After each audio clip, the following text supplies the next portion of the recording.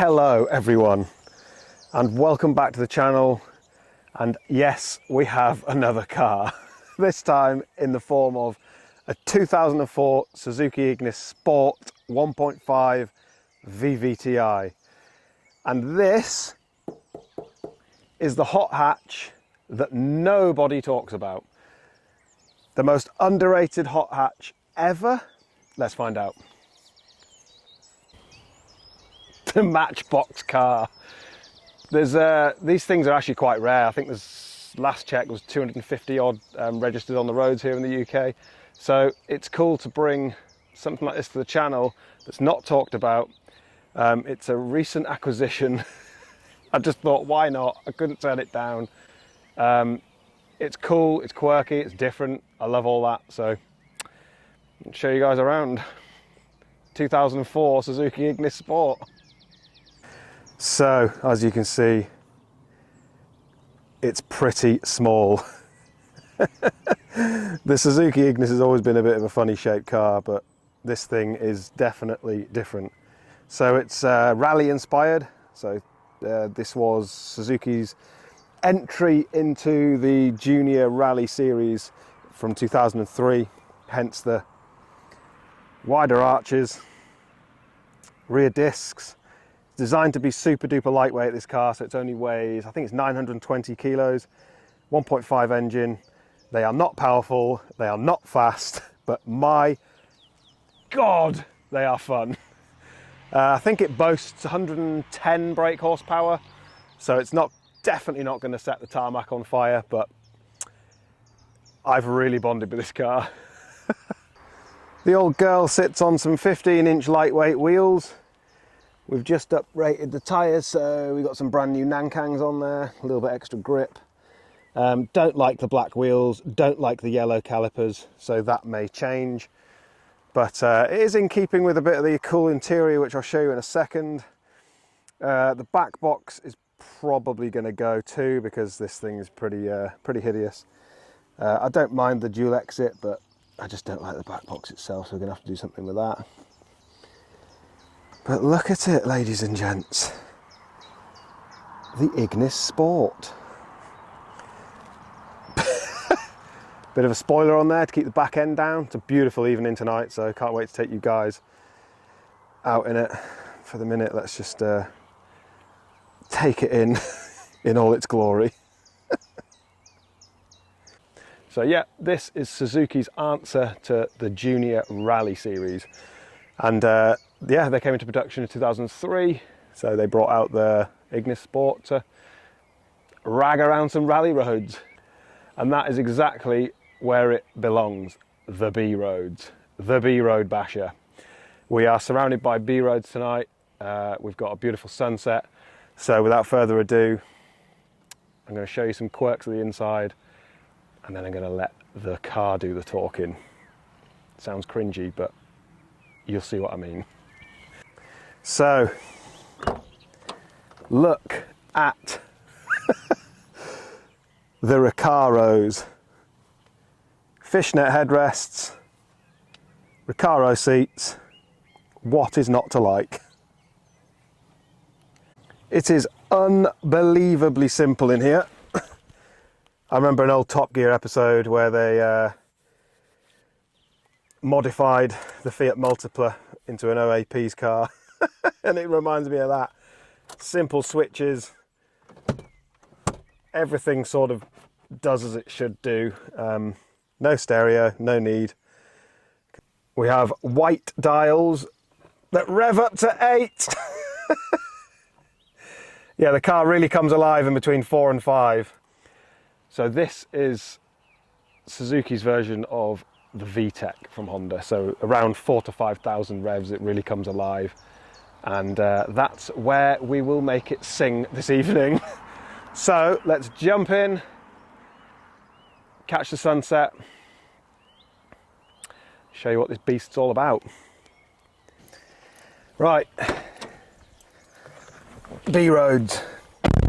I even love the key. The simplicity of a key with no buttons on it.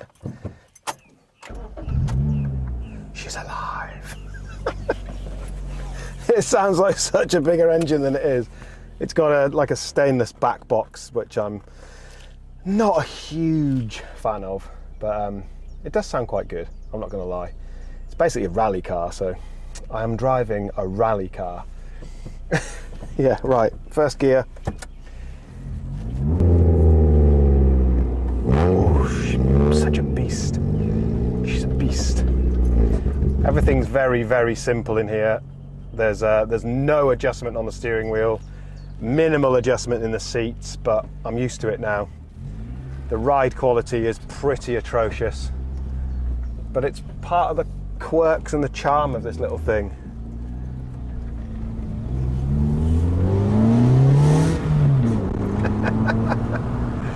Oh God, and the fact that I'm smiling ear to ear every single time I drive this. It's an occasion.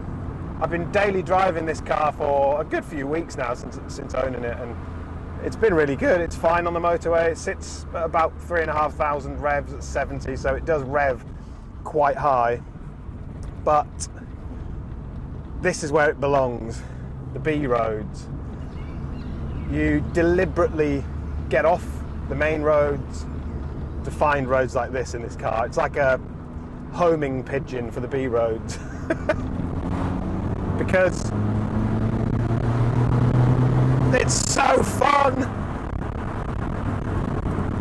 and it's the type of car where you're not going to lose your license because it's not fast. It's full of theatre and there's quite minimal feedback, but it's like a little go-kart. What else? It's not trying to be something that it's not. That's what I like about this thing. It's not. It is what it is. It's a small, lightweight, you know, pretty ugly hot hatch, and it does this.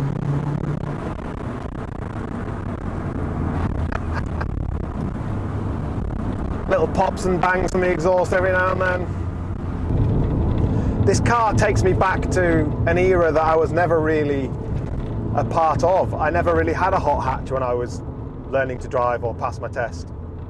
I passed my test quite a little bit older. I passed my test when I was 22. So my first car was a Metro. I paid £50 for it, and then it got scrapped 2 weeks later when it failed its MOT. So I was never really exposed to these sorts of cars. So at the young age of 39, to have one now, it's really fun. Tunnel. Bridge.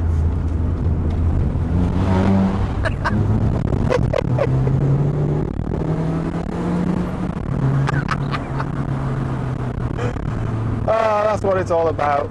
Cheap thrills. It's what it's all about.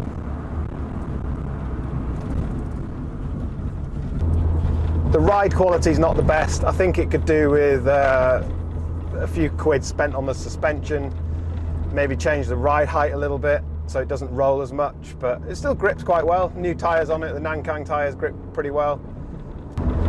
It just scratches that itch of wanting to get out in something that's fun. You know, it doesn't break the bank, it's cheap to run, it's cheap to insure, it's pretty good on fuel no matter how you drive it, and it's just a bit of a no-brainer for a car like this. And they're not in the limelight, and I don't understand why, because they're such great cars. Suzuki, super duper reliable. I've never been a huge fan of Japanese cars, but since owning this, I get it. You know, I really do. It's simple, everything's quite thin and plasticky, but it does a job. I know people strip these things out and take them back to the bare metal and take all the carpets out, and because they are designed to be super duper lightweight, but watch out for the cat. But I get it, you know, it's simple, fun motoring. And that's what we're all about. It's nice to just go out for a drive and enjoy the sunset and enjoy the B roads. There's no radio in here. So all I've got to do is listen to that back box. And it's nights like this where, you know, you've put the kids to sleep Dad gets an hour's worth of B-road ragging.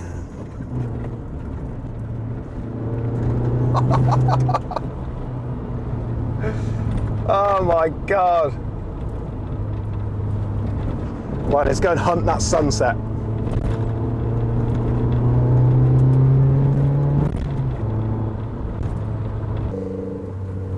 And they're relatively inexpensive, these cars. They can be picked up for in between £1,500 and £2,000. Mint, lower mileage examples are a little bit more than that. This is currently on, believe it or not, 164,000 miles.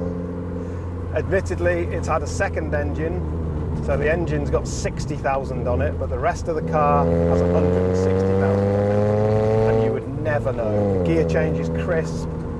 There's no real knocks or bangs. Like the ride is quite harsh, but there's no cause for concern of anything. Nothing's loose. Everything works. I can understand the Japanese cars now. I can understand the Japanese thing. I can understand why Japanese cars are so popular, because they just do not go wrong. And they really, really get the engines right. This is only a little 1.5, but for something to rev up to 8,000 RPM, it's pretty cool.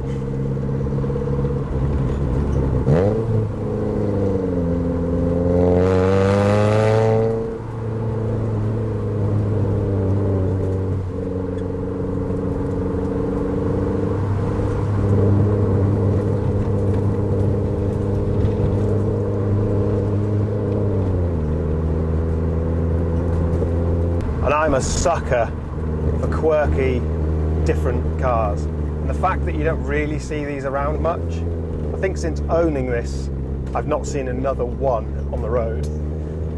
So to me, that says a lot. I love the fact it's different. I love the fact that people look at it and ask about it, and they're intrigued as to what the hell it is. I had some guy, I was parking up in a town the other day, and I had some guy turn up and he said, "What the hell is that? What engine is in it and what car is it?" And it's cool. It's a conversation starter. And it gets people thinking. But I think it just needs a good polish, slap a ceramic coating on it. Just use it. Go out, whoa, bloody hell. And go out on little adventures. I'd love to track it. I really want to take it to Castle Coombe and see what it really, what it's really capable of. Little winding velocity lanes up the hills. I couldn't think of anything more fun. I'm really good at it. Go on, old girl.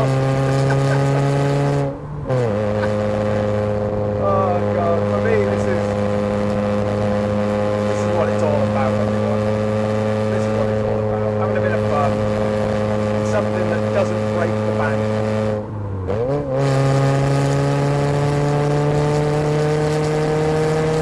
The smile maker.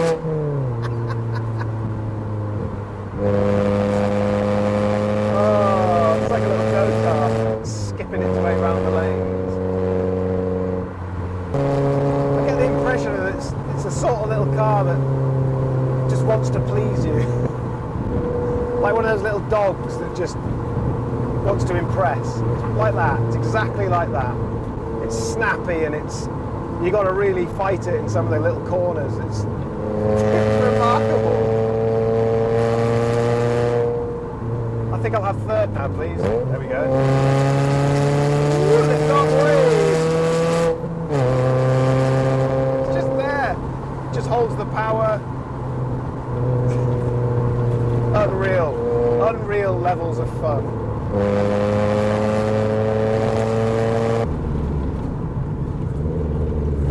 Oh. Yeah, the ride's not very nice. And when we live in a world of overcomplicated everything, you get in a modern car now, there's sensors, and you can't drive the bloody things. this is where a 21-year-old hot hatch makes sense. For someone like me who gets annoyed easily with stupid sensors and security things in cars, I just, not for me. This is where it's at. Old school.